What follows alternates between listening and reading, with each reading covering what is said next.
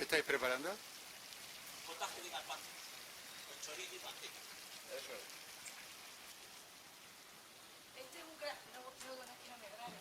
Este es un gran chef. Y los pinches no le quiero decir nada. El chef. ¿Cómo se dice ahora? ¿Cómo se dice? Marido compartido. Mira.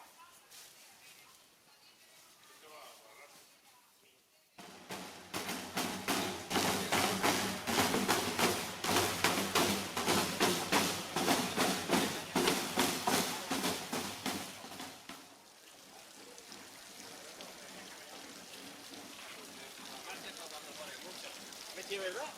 Hombre, cuando ponen mucho. Que ahí en el local está el baño, ¿vale? Ay, el que está bien, sí. María, que ahí en ese local hay baño. ¿Qué local? Ahí en ese local. No voy a venir. No, que había que estar a las 11 para el recibimiento, ¿eh?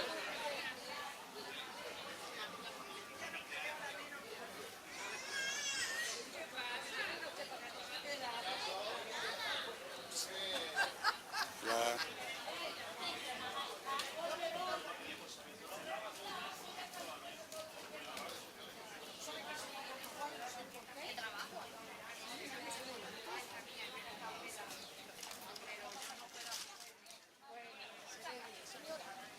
Mira, esto todo de...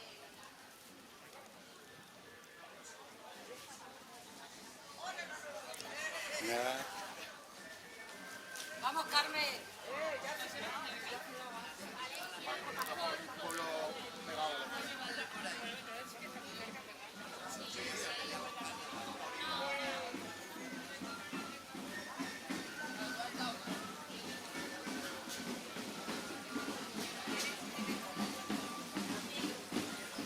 Ya no dirás lo que es, ya está, yo sí tiene.